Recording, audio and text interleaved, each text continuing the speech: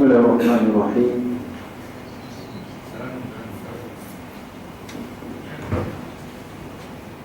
Alhamdulillahilladzi an'ama bi ni'matil Islam wal iman.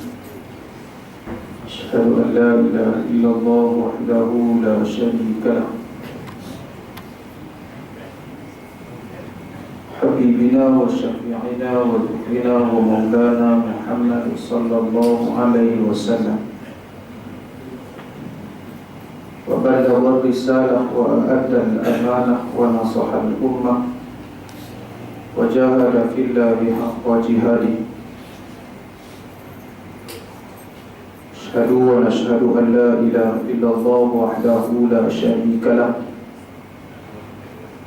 وأن سيدنا محمدا عبده ورسوله. قال الله سبحانه وتعالى في القرآن الكريم بعد أعوذ بالله من الشيطان الرجيم من كان يريد الحياة الدنيا وزينتها نوفي إليهم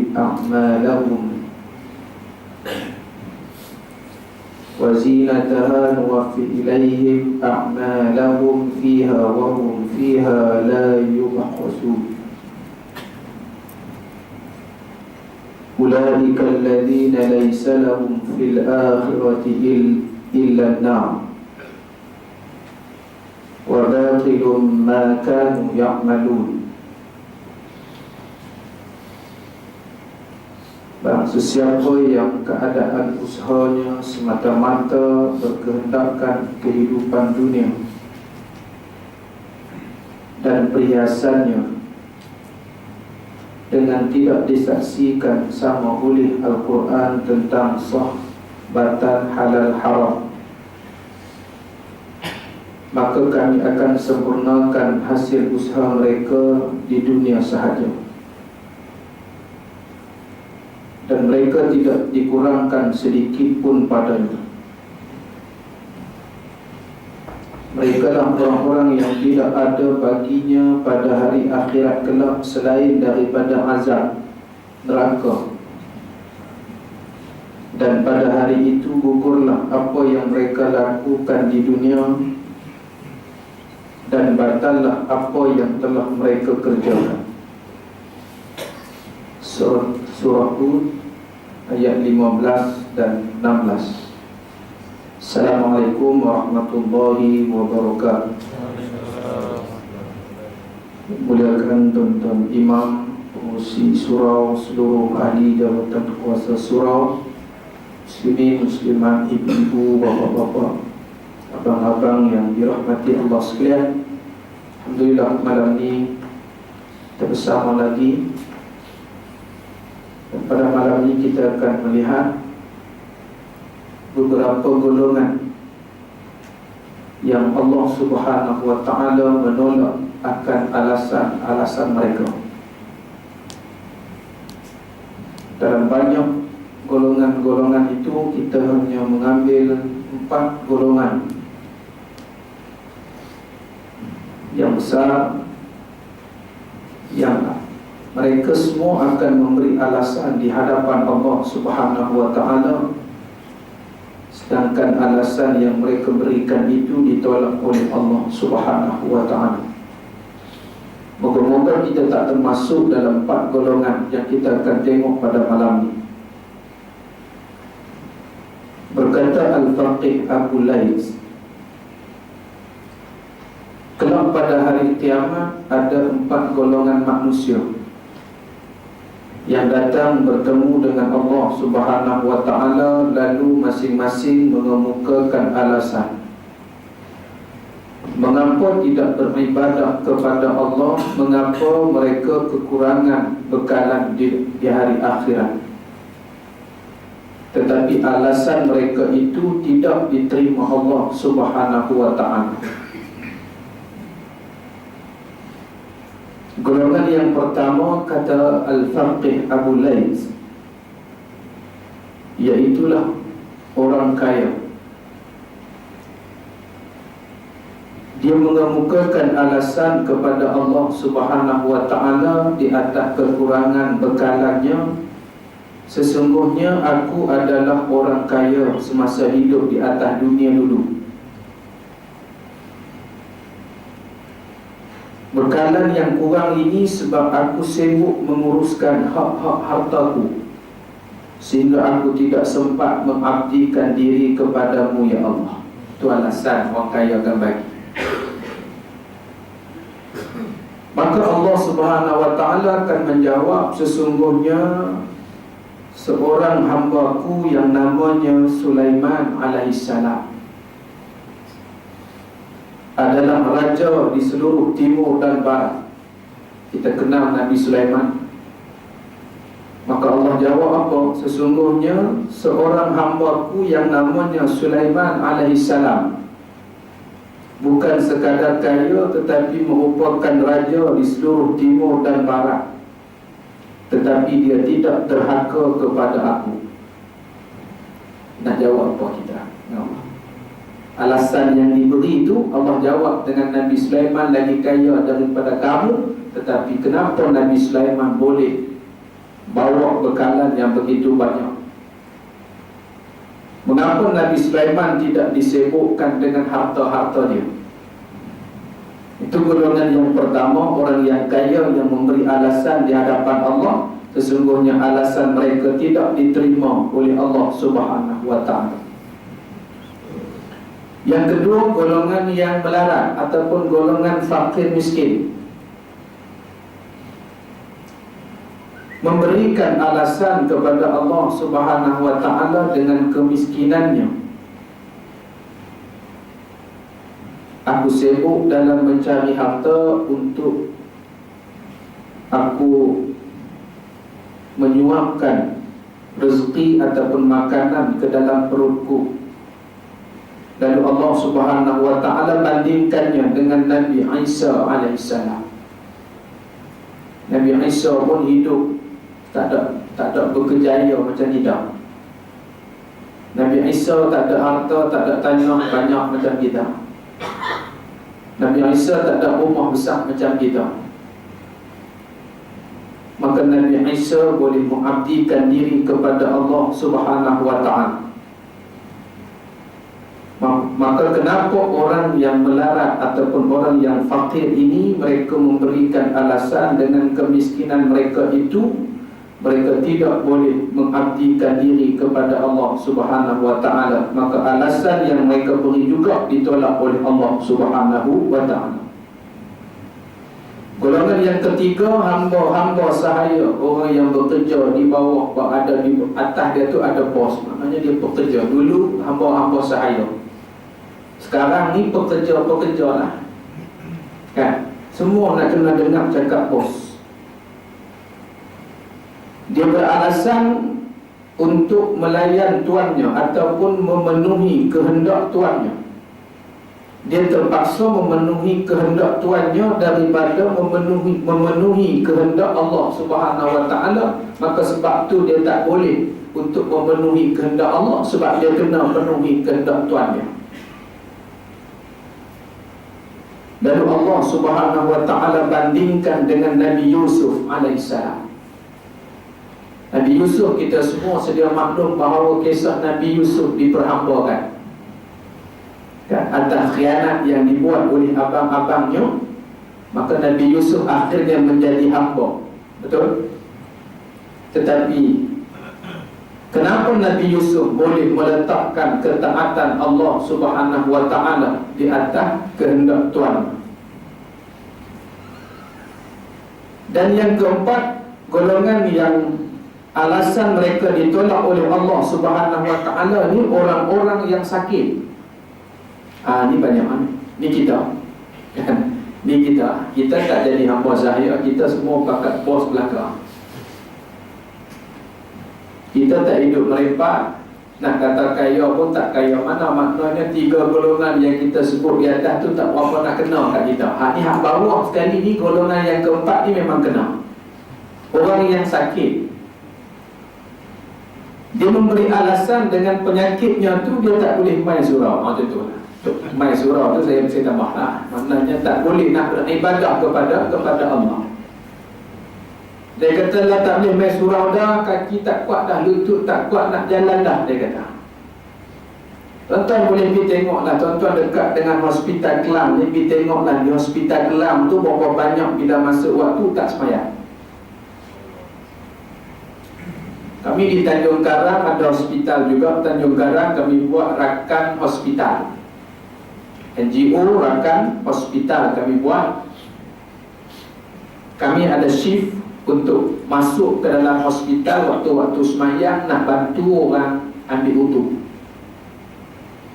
Bantu orang ambil wudu untuk sembahyang. Kalau yang ada anak tak apa, biar anak dia yang uruskan. Mana yang tak ada anak, anak pun tak main tengok.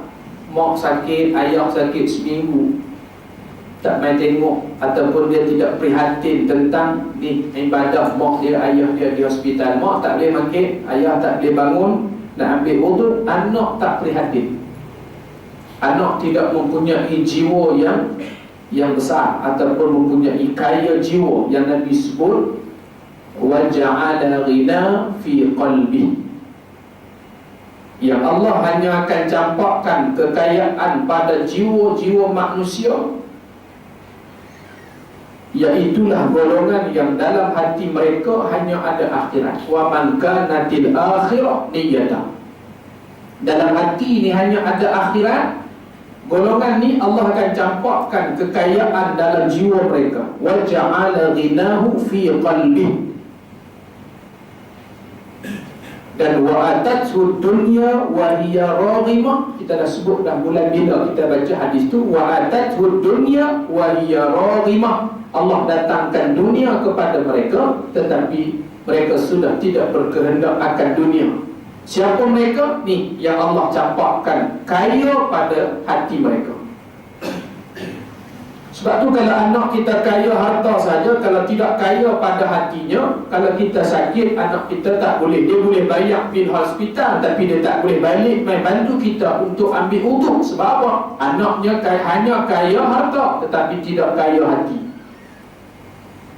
Macam ni punya anak pun, macam ni punya orang pun Nabi tak mau. Nabi nak orang yang kaya hati, kaya jiwa.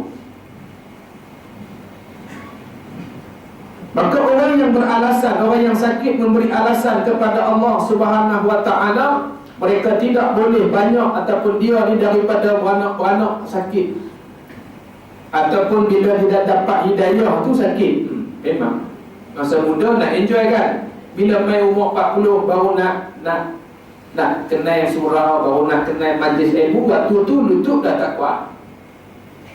Waktu tu sembahyang rokok dah tak sedap. Rokok pun kepala duk jengoi lagi. Kan jengoi. Kepala duk panggung lagi. Sebab apa? Memang waktu tu umur 40, umur 50 baru dapat hidayah, sembahyang dah tak boleh banyak tuan-tuan. Nak baca Quran pun, nak baca lama-lama tak boleh, sebab mata tak apa nak kuat dah. Tak apa nak kuat baca dah. Baca je mata ni sepedih, merah. Selagi yang tu satu, yang ngantuk satu. Mata tu tak sakit apa pun, cuma baca lama sikit dia gaduh nak pejam. Mulut pun kira nak menguap. Yang tu pun penyakit juga. Yang tu pun penyakit juga. Penyakit tidur. Baca Quran kan tidur. Sebab tu orang kata kalau nak tidur senang, ambil Quran buka tidur. Itu ada juga orang besar macam tu. Kalau nak tidur ambil kitab tauhid ke, ambil kitab fiqh ke baca, lepas tu tidur 10 minit tak sampai tidur. Tapi kalau baca majalah mangga sampai habis satu buku, ganti buku baru, tak tidur-tidur. Itu majalah mangga lah kan. Dia tak baca pun tengok rumah. Lawa kan. Dia duduk lawa baca lah. Tapi kalau nak tidur, ambil kitab fiqh ke, ambil kitab tauhid ke, nak confirm tidur. Kalau lagi nak cepat tidur, lagi senang. Ambil teks khutbah Jumaat, baca, lagi cepat tidur. Yang ni Tok Khatib mula-mula ada dandang dia. Tu kalau nak lagi cepat tidur, ambil teks khutbah Jumaat, baca. Dengan hak jawinya, dia duduk eja, duduk meja ni, bukan. Yang tu lagi cepat tuan-tuan. Lagi cepat. Penyakit juga. Yang tu pun penyakit. Maka orang yang berpenyakit ini memberi alasan kepada Allah Subhanahu wa taala dengan sebab mereka sakit ni lah. Sebab itulah amalan bekalan mereka sikit yang mereka bawa ke negeri akhirat. Maka Allah Subhanahu wa taala bandingkan mereka ini, golongan yang berpenyakit ini, dengan Nabi Ayub alaihissalam. Nabi Ayub sakit, tuan-tuan. Lama sakit Nabi Ayub. Tetapi kenapa Nabi Ayub dalam keadaan sakitnya tidak ada alasan yang diberikan kepada Allah Subhanahu wa taala untuk dibawa ke negeri akhirat dalam keadaan bekalan amalan Nabi Ayub alaihissalam banyak dan mampu untuk meletakkan Nabi Ayub alaihissalam di sisi Allah Subhanahu wa taala. Seluruh muslimat yang dirahmati Allah sekalian, ada pula yang dikatakan bahawa Allah Subhanahu wa taala berhujah dengan 4 golongan manusia pada hari kiamat kelak.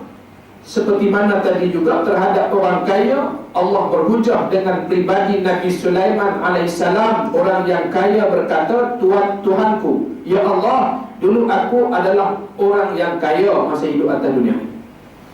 Kekayaan itu membuatkan aku sibuk sehingga tidak sempat mengabdikan diri kepadamu, tak sempat nak pergi surau, tak sempat nak pergi masjid. Yang ku sempat hari Jumaat sebab semua pakat pergi.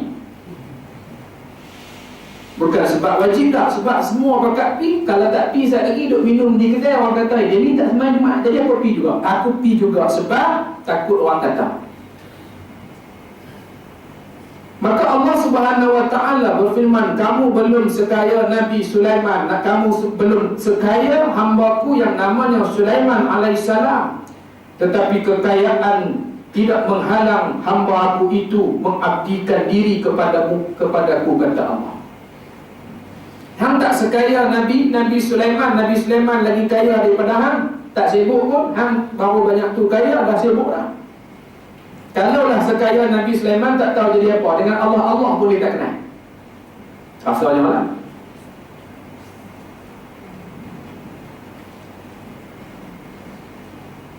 Tuhanku, orang yang berada pada golongan hamba sahaya pula, berkata kepada Allah Subhanahu wa taala, saya dahulu seorang hamba.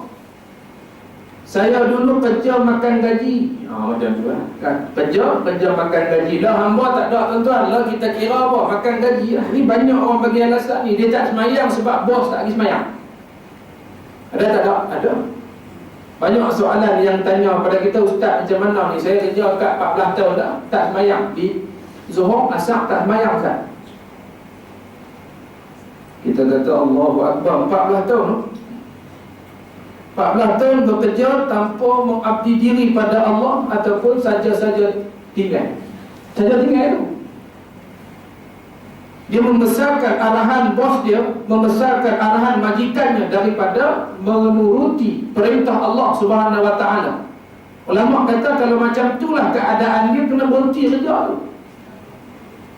Kena berhenti kerja tu, tak boleh kerja di situ. Kalau tak bagi semayang, kalau tak bagi masa untuk menghadap Allah Subhanahu wa taala, kena berhenti kerja tu. Pergi cari kerja lain. Jadi siap surau pun tak apa. Siap surau, mayang tepat. Bila semayang tepat waktu. Kerja kelang belum tentu. Sebab dia ada waktu-waktu yang boleh rehat. Kadang-kadang awal, kadang-kadang lewat. Maka kita kata hasilnya kerja yang dalam keadaan yang macam tu sehingga mengabaikan arahan Allah, hasil yang kita dapat daripada gaji kita tadi tidak berkah. Kita bagi makan anak bini kita, hasil yang tak berkah. Habis malapetaka. Nama dia malapetaka. Saat lagi bini tak dengar cakap, bini tak hormat, bini tak ikut cakap suami, anak pula tak dengar cakap mak, anak tak dengar cakap ayah, anak ngaji benar macam tu. Anak Quran tak boleh baca, bini tak boleh baca Quran. Yang hang sendiri pun sama juga, lidah kerah macam kan tak boleh baca Quran. Nak sebut ayat Quran ni macam kan Cina baru masuk Islam. Ustaz Farid Rafi tu pun sebut elok daripada kita kan.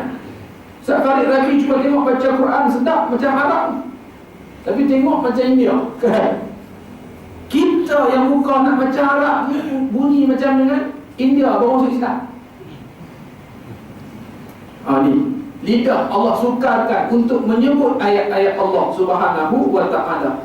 Akibat daripada apa? Akibat daripada kita masukkan makanan dalam perut kita tu, hasilnya tidak diberkati oleh Allah Subhanahu wa ta'ala. Ada sebahagian pendapat kata lagi pendapatan tadi tu boleh, harus, tapi Tuhan tak berkat. Ada lagi pendapat kata pendapatan tu haram. Yang tu kita bimbang. Yang tu yang kita bimbang. Maka orang yang bekerja di bawah majikan-majikan yang ada ni, pastikan kita boleh ada masa untuk menghadap Allah Subhanahu wa ta'ala. Kerana Allah Subhanahu wa ta'ala tak tanya kita, tak tanya kita kerja dengan siapa, kerja dengan siapa.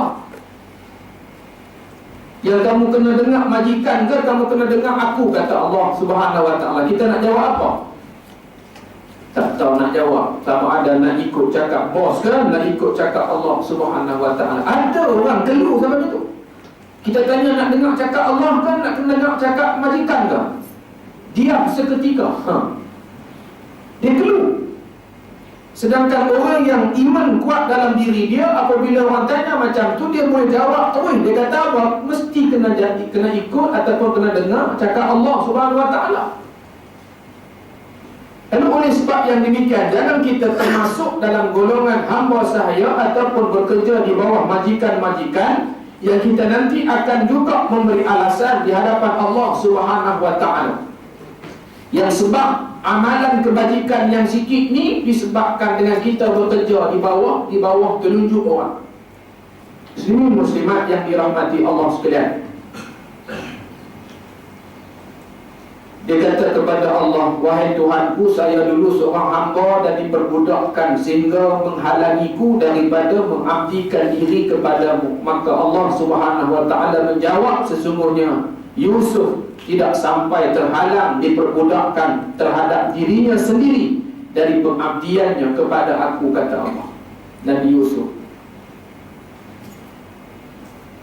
Golongan yang ketiga, yang melarat ni, yang fakir, kata kepada Allah, dia nak bagi alasan kepada Allah, wahai Tuhanku, sesungguhnya keadaanku menghalangku mengabdikan diri kepadamu, ya Allah. Maka Allah Subhanahu wa ta'ala menjawab kepadanya, benarkah kamu lebih melarat daripada Isa? Kemelaratan Isa tidak menghalangnya daripada mengabdikan dirinya kepada aku, kata Allah Subhanahu wa ta'ala. Kita nak jawab apa? Bila Allah kata macam tu, kita nak jawab apa? Ada orang lagi teruk daripada hang, tak ada apa pun, boleh je. Ada orang kaya daripada hang, okey je, boleh datang surau. Ada orang lebih kaya daripada hang, bila orang minta ni, kita ni sahabat saudara kita sedang diuji oleh Allah Subhanahu wa ta'ala ni di pantai timur. Ini pun juga boleh dianggap sebagai tsunami, tuan-tuan. Gambar-gambar yang dimasukkan dalam Facebook, dalam WhatsApp apa semua ni, Allahu Akbar. Masa pindah hari tu rumah duk ada elok. Ayah suruh dia balik-balik tinggal tangga batu. Tinggal tangga batu. Yang lain tak ada, bumbung tak ada, ruang tamu tak ada, TV plasma lagi tak ada. Kereta, lori, bot, habis. Dengan bot-bot bomba terbalik. Kita nak kata bomba tu tak pandai bawa bot, dia memang duk berlatih bawa bot, macam mana boleh terbalik? Ayam kuat, tuan-tuan. Ayam kuat. Kalau ayam pelan-pelan ni, kereta tak gerak dari situ ya. Tapi tengok kereta duduk atas rumah, kereta duduk atas pokok. Kereta duduk atas pokok. Itu baru ayam yang bawa. Tentera Allah yang lembut, kita kata lembut lah. Kalau kita boleh duk mainkan celup-celup itu kan, ni lembut ni, ayam ni lembut. Tapi kereta duduk atas pokok. Tentera Allah yang lembut itu boleh menjadi keras, boleh menjadi kuat apabila Allah sebut kamu adalah tentera aku. Jadi kuat tu Ni yang tak dimaklumkan kepada kita, orang-orang yang hilang belum jumpa lagi, tak tahu berapa orang. tak masuk dalam TV berapa orang yang mati banjir di Kelantan. Kami akan bergerak hari Khamis dan hari Jumaat ni untuk misi yang kedua. Misi yang pertama minggu lepas kami dah pergi ke Macang. Ni kami nak kena diarahkan negeri pergi ke Manipurai pula. Hari Khamis ni kami akan bergerak 2 grup, satu grup hari Khamis, satu grup hari Jumaat. Saya tengok pun surau pun ada buat collection kan. Surau pergi bila?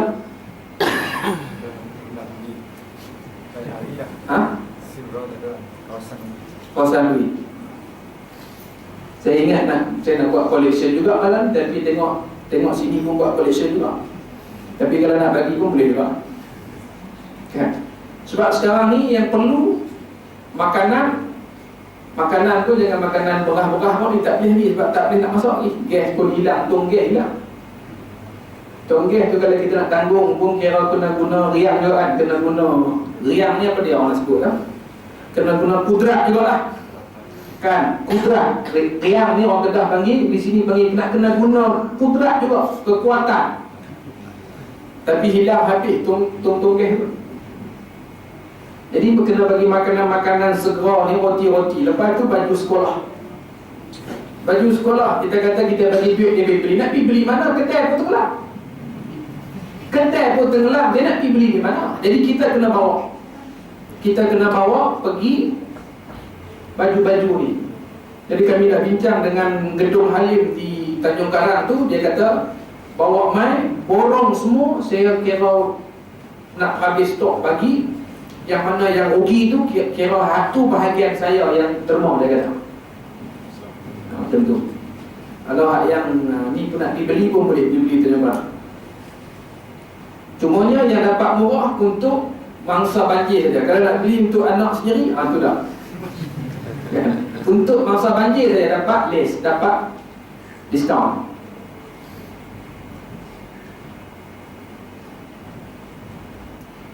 Lalu Allah Subhanahu Wa Taala tanya kepada orang yang susah hidup ni, yang dikata Allah sendiri yang mentakdirkan dia hidup susah. Tiba-tiba Allah nak tanya pula ibadah. Allah kata Isa pun aku takdirkan dia hidup melarat. Dikejar orang sana sini. Kan, dikejar sana sini, tetapi dia tetap mengabdikan diri kepada Allah Subhanahu Wa Taala.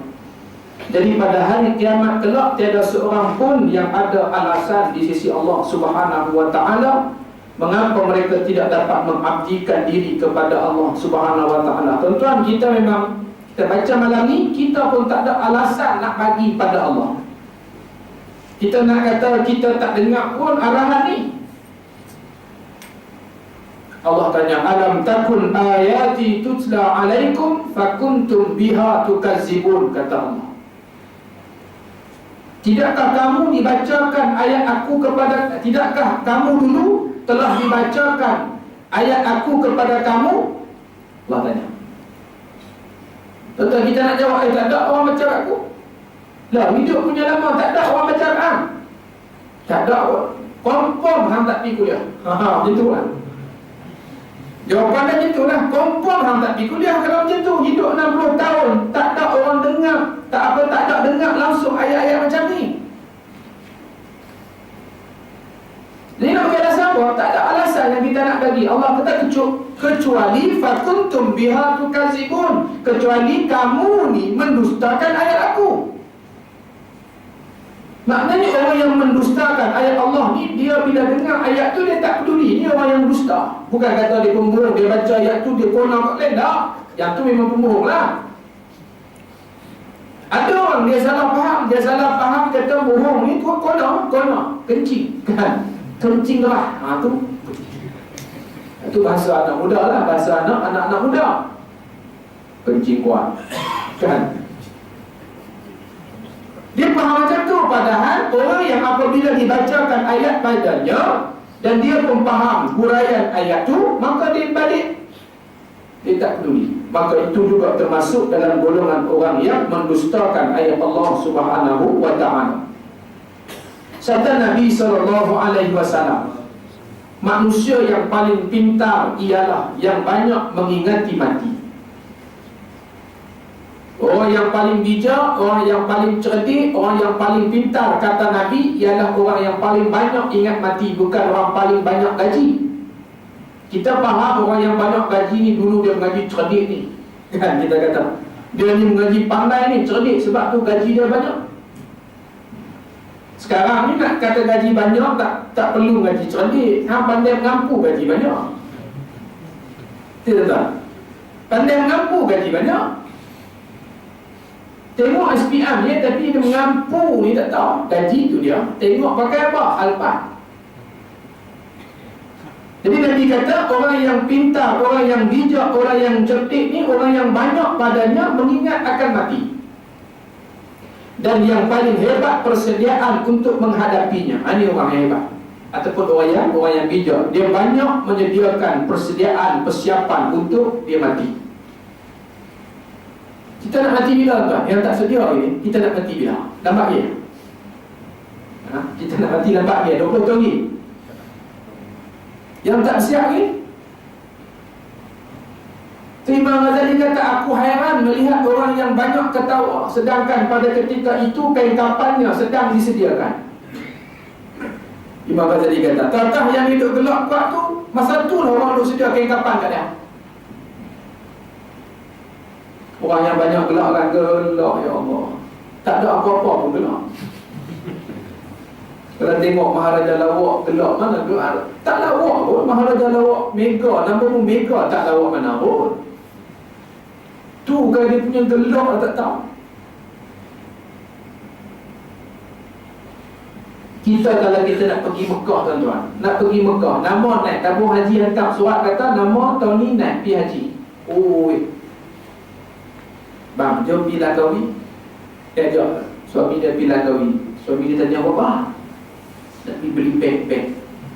Dia kata di Langkawi beg murah. Dia ni nak beli beg Langkawi. Beg bagasi tu. Kan? Ataupun tak pergi beli Langkawi pun. Nak pergi bulan berapa ni? Bulan 1 dah ajak suami pergi beli beg lah. Maknanya tu dia nak bersiap tu.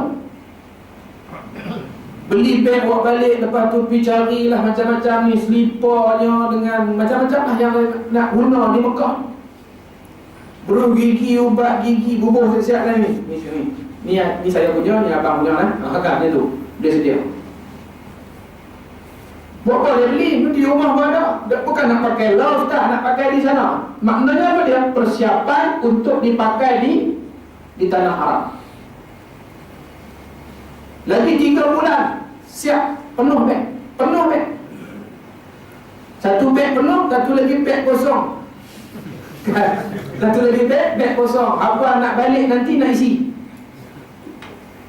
Tuan, jangan duk kirim lah tuan. Saya pesan, jangan kirim dekat sahabat kita yang pergi haji, jangan kirim. Ganggu dia punya kerja-kerja ibadah dia ganggu. Jangan.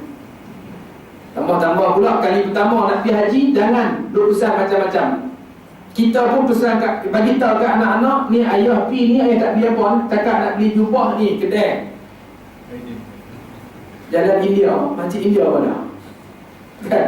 Masjid India apa dah? Beli situ je lah. Tasbih tu made in mana? Made in China, made in India. Tu kata Masjid India lah. Tapi dah beli di Mekah kan, seronok. Tak payah kirim. Kita nak sebut apa? Dia persiapan dia tu sebelum mana setahun tu dia dah siap lah. Dengan pergi kursusnya, dengan pergi tiap-tiap minggu ni kursus haji ni. Pergi belajar tentang kerja-kerja ataupun amalan-amalan yang akan dibuat di sana. Lagi pun yang diamanahkan mengajak ni khusus haji ni, bawa main dengan replika Kaabah main. Kita pun belajar lah tawaf, pusing macam mana. Nak buat di sini kan? Tak, di sana. Tapi belajar. Maknanya itu persiapan untuk kita pergi ke Mekah. Kalau dulu lagi sakan. Masa naik kapal layar lagi sakan dulu. Dulu dengan batu tumbuk bawa. Batu tumbuk capai tu, Cili tu bawa pergi. Bawa. Kalau hak perempuan lah, hak lelaki dia bawa ke Makau. Orang kata ni nak pergi haji ni tak mau tinggal kat rokok ni. Orang tu nak pergi belajar di sana, belajar berhenti di sana, belajar berhenti di sana. La ilaha. Ni kalau bawa ke Makkah tak berhenti nama dia ni. Ni masa mana nak tawaf, masa mana nak pergi zikir, nak baca Quran di depan Kaabah ni, buat Makkah ni. Dia kata ada masa-masa curi-curi sikit-sikit boleh ikut. Dulu dah tak ada lah. Maknanya persiapan untuk kita pergi haji itu siap sebelum kita berangkat naik kapal terbang, siap. Tuan-tuan, persiapan untuk kita mati bila nak siap? Bila nak siap? Sedangkan mati tak tahu saat lagi boleh jadi mati, ataupun pagi besok boleh mati. Dah bersiap tak bersiap tuan-tuan? Saya sekali dengan saya ni, tak persoalan tu tanya kali diri saya, dah siap ke belum? Itu lebih cepat yang kita akan berangkat. Mati ni lebih cepat kita akan berangkat. Nak pergi haji tahu tarikh, mati tak tahu bila. Maka itu sebablah Nabi kata orang yang paling pintar, orang yang paling cerdik ni, dia banyak mengingati mati dan paling hebat persediaan untuk menghadapinya. Mereka itulah yang paling pintar. Mereka pergi ke alam baqa dengan membawa kemuliaan dunia dan juga akhirat, kata Nabi SAW. Maka tuan-tuan muslimin muslimat yang dirahmati Allah sekalian, banyaklah kita memohon doa kepada Allah Subhanahu wa taala. Yang kita baca doa-doa dalam sembahyang tu, Allahumma inna nas'aluka al-'afwa wal 'afiyata fid din wad dunya wal akhirah. Kita baca, ya Allah, sesungguhnya aku memohon kepadamu akan keampunan dan kesihatan pada agama. Tuan-tuan malam ni sihat pada agama. Tapi kalau orang nak suruh tanggung tonggeng tak larang. Nak suruh tanggung padi ataupun beras 100 kilo kuat ni, tak kuat lah. Tapi tuan-tuan boleh main surau ni, tuan-tuan kuat pada agama. Allah bagi kuat pada agama. Sebab apa ni? Kita duk baca doa. Teman-teman kita tengok dia boleh tanggung guni 50 kilo tu, dia boleh tanggung, dia boleh pikul. Tapi surau tak boleh main. Kita tengok orang nak main bola tu, dia boleh lari sampai 90 minit, dia boleh lari. Tapi dia tak boleh main surau.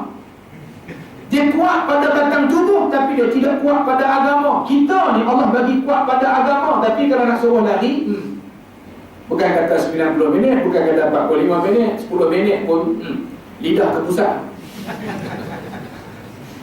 Lidah sampai pusat tahu 10 minit, lidah sampai pusat. Sebab tu main gotong royong, dia main gotong royong surau ni, dia jadi isu Islam. Masa gotong royong tu kita nak tengok banyak pengarah macam isu Islam banyak. Ni tu. Cabut pokok. Cabut tu, rumput tu cabut. Dia suruh budak-budak muda. Dia tak kuat lah. Tak kuat pada tu, tapi rajin main surau. Tak kuat gotong royong, dia ada main juga tunjuk muka. Bagus juga lah. Hak pada tak main langsung pun ada juga. Bila orang kata ada gotong royong, langsung tak nampak ni nak pergi mana ni? Ni nak pergi tengok mak sakit. Mak bukan mati dah. Mak bukan dah. Tahun lepas bagi tahu kata mak meninggal lah. Sudah. Jadi tu, kita ni Allah bagi kuat pada agama. Hasil daripada kita duk baca doa tiap-tiap hari tu. Allahumma inna nas'aluka al-'afwa wal 'afiyah fid din wad dunya wal akhirah. Ini muslimat yang dirahmati Allah sekalian. Karena Nabi SAW memberikan kepada kita, apabila kita nak mati nanti, orang yang bijaknya sentiasa ingat mati. Dan kita bila mati tu, biarlah mati kita dalam keadaan mati yang baik, ataupun husnul khatimah. Untuk mendapatkan husnul khatimah ni, ada dia punya tip-tip yang diberikan oleh para ulama kepada kita.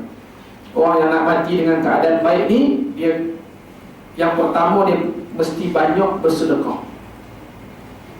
Mesti banyak bersedekah. Kemarin orang dah minta dah, derma untuk banjir ni, minta dah. Hari ni minta lagi, boleh. Dia kata tak, banyak. Bukan kata tiap-tiap hari, sehari 4 kali pun boleh sedekah ni.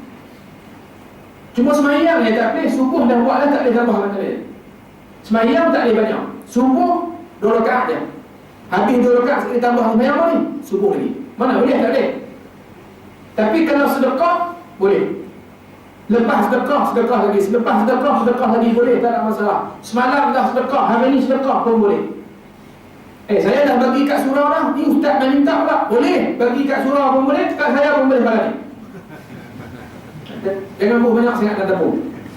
Tinggal sikit. Tinggal sikit. Jadi banyakkan bersedekah. Di antara perkara tip yang boleh menyebabkan kita mati dalam keadaan yang baik. Tengah-tengah duduk sedekah tu mati, bagus, baik. Orang main minta kita luar, kita duduk jawab tengkap, mati tengah. Bagi tak pun. Mereka tak baik apa? Tak baik. Jadi kalau mati masa bagi itu baik. Kan? Dah bagi itu cantik. Yang kedua, rajin menghadiri majlis ilmu. Nak mati dalam husnul khatimah, kena rajin menghadiri majlis ilmu. Malam ni ada, malam esok ada. Ada juga, ada tiap malam ada kan surau, Masya Allah. Mai mati dalam surau, tengah duduk dengar majlis ilmu, mati cantik. Dia kata tu dia sampai mati dalam surau, mampu mengaji saya mati, baguslah, bagus. Kan, baguslah, tengok tu.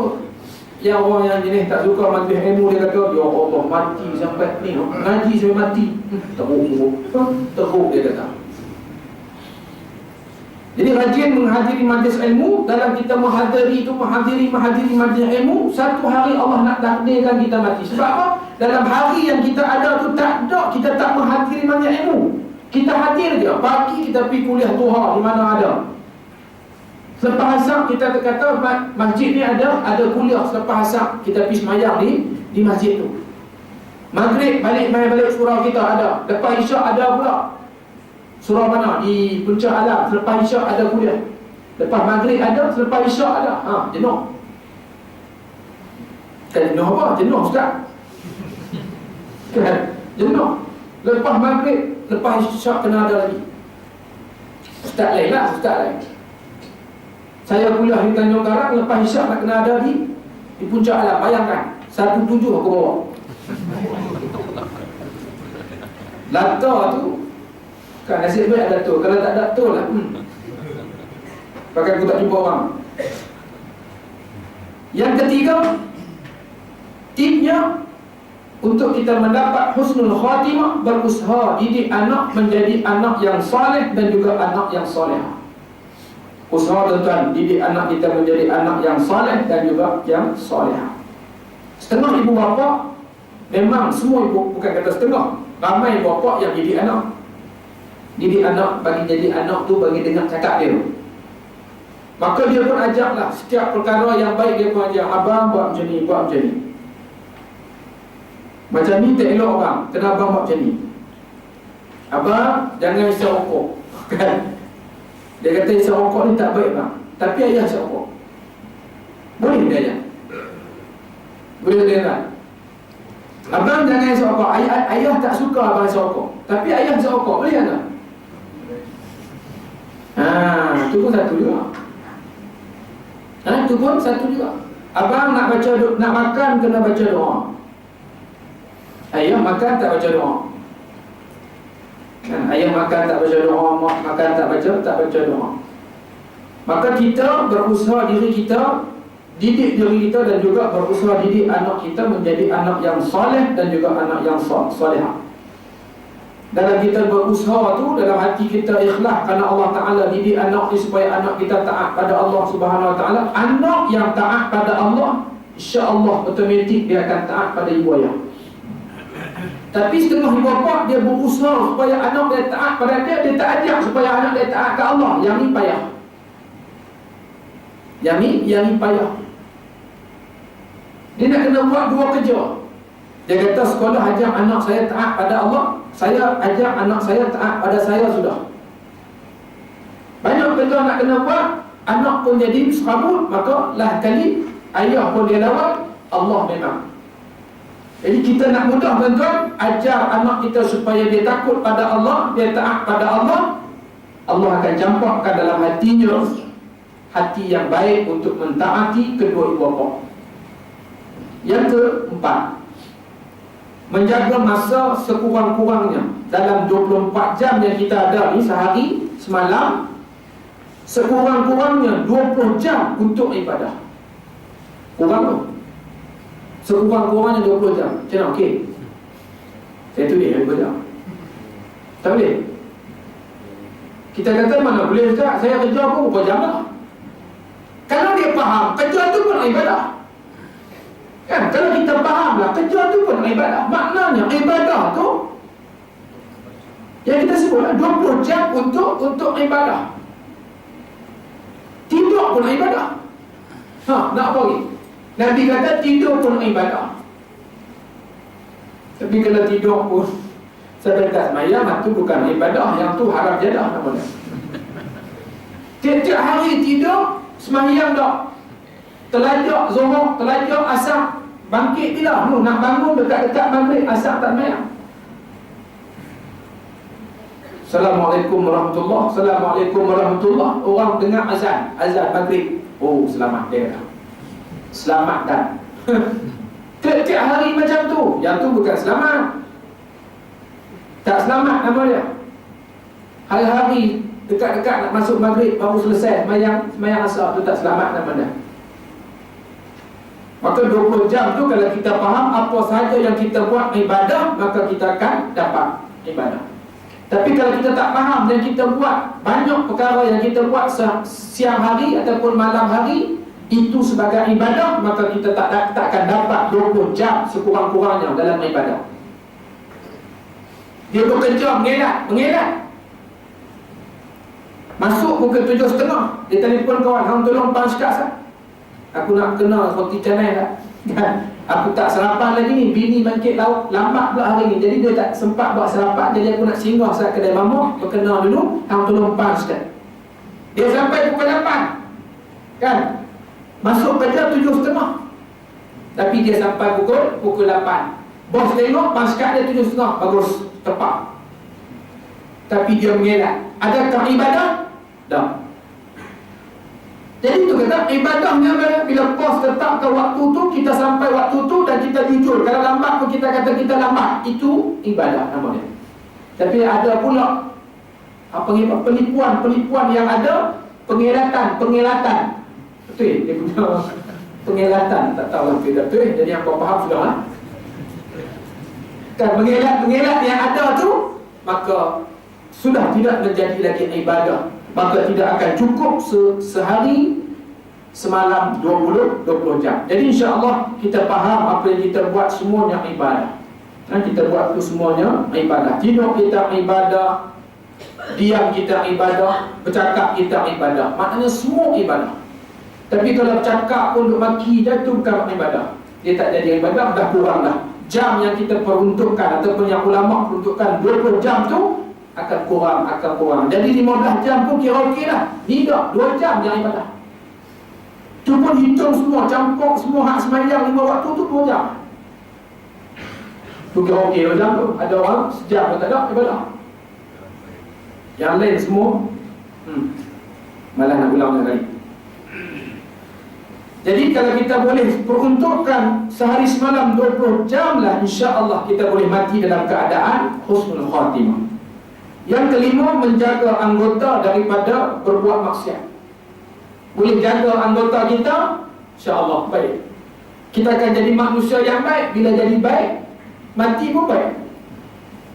Sebab tu Nabi kata jangan langsung ada sesaat kita buat, anggota kita buat benda yang tidak disukai oleh Allah. Takutlah pada saat anggota kita buat maksiat itu, Allah ambil nyawa kita. Bukan lama pun, sesaat je. Mati ni Allah tak cepat, Allah tak lewatkan. Maknanya cukup time tu lah anggota kita ada berbuat maksiat. Takutlah ketika itu Allah ambil kita, nyawa kita direntak oleh Allah Subhanahu Wa Taala. Maka pada ketika itu mati kita, penamat kita su'ul khatimah. Na'udzubillah min zalik. Jadi kita dianjurkan oleh baginda Rasul sallallahu alaihi wasallam supaya menjaga anggota daripada melakukan maksiat. Banyaklah nak kena jaga ni anggota mata kita, telinga kita. Kalau tidak Allah tak akan sebut. Lahum a'yunul la yubsiruna biha wa lahum adhanul la yasma'una biha. Tidak Allah sebutlah. Maknanya nak kena jaga hati kita. Kan hati kita kena faham apa yang Allah nak kita buat atas dunia ni. Mata kita kena tengok apa yang Allah suruh kita tengok. Tak boleh tengok apa yang Allah larang. Telinga kita pun sama juga, kena dengar nasihat-nasihat, kena dengar ayat-ayat Allah, supaya kita sentiasa diberi ingat tentang peraturan-peraturan Allah Subhanahu wa ta'ala. InsyaAllah kita akan mati dalam keadaan yang baik.